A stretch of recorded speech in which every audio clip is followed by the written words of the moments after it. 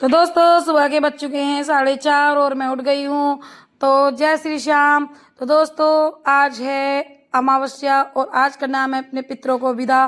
तो सुबह को जल्दी उठकर सारे काम निपटाने होते हैं और फटाफट से खाना बनाकर पितरों के लिए पत्ता निकाला जाता है। तो आपके यहाँ कैसे कैसे करते हैं कमेंट बॉक्स में ज़रूर बताना।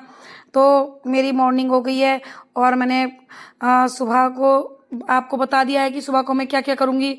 तो दोस्तों चलो चलते हैं। मैंने झाड़ू लगा ली है और झाड़ू लगाने के बाद मैं लगाऊंगी पोछा, क्योंकि सुबह को अभी सुबह के 4:30 हो रहे हैं, लेकिन हमारे यहाँ ऐसा कहते हैं कि सुबह को 6 बजे से पहले पहले काम करना होता है।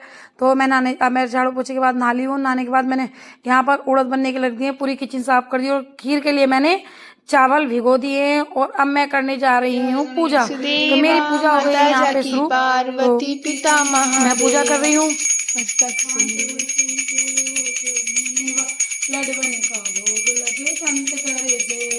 एक दंत दयावंत चार भुजाधारी मुसकी सवारी अंगन को आँख देत कोढ़न को पाया, भांजन को पुत्र देत निर्धन को माया। हार चढ़े फूल चढ़े और चढ़े मेवा, पूरे शाम चढ़े आए सफल कीजिए सेवा। दीनन की लाज रखो शंभ शुक्रवार, कामना को पूरा करो जाओ बलिहारी। जय गणेश जय गणेश जय गणेश।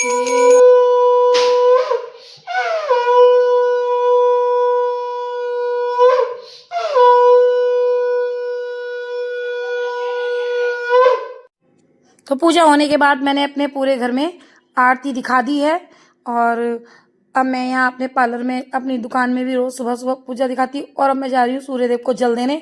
आज संडे है तो तुलसी को जल देना नहीं है, तो मैं यहाँ पर ये मेरा पौधा खड़ा हुआ है इसे जल दूंगी, क्योंकि जो हम सूर्य को जल देते हैं वो पैरों में नहीं आना चाहिए। तो मैंने जल दे दिया है और अब मैं सूर्यदेव की आरती कर रही हूँ। और आरती करके मैंने सूर्यदेव को भी धूप और दीपक दिया और धूप दिखा दी है। और अब मैंने धरती माता को प्रणाम कर लिया। वैसे मैं सुबह को उठकर डेली करती हूँ, लेकिन पूजा के बाद भी मैं थोड़ा सा करती हूँ। और मेरे हस्बैंड ने यहाँ पर अपनी पितरों की विदाई शुरू कर दी है, पितरों को अपना खाना खिलाना शुरू कर दिया है। तो दोस्तों आपके यहाँ पितरों को कैसे कैसे करते हैं, पितरों को विदाई कैसे देते हैं और कैसे आपके यहाँ कैसे निकलते हैं। हमारे यहाँ तो पत्ते पे भोजन करते हैं। तो हमारे यहाँ उड़द चावल खीर और फुलके रायता घी, और ये 2 जगह हमारे यहाँ अग्यारी होती है। मेरे हस्बैंड नहा लिया, क्योंकि हमारे यहाँ जो जेंट्स लोग ही पत्ता निकालते हैं।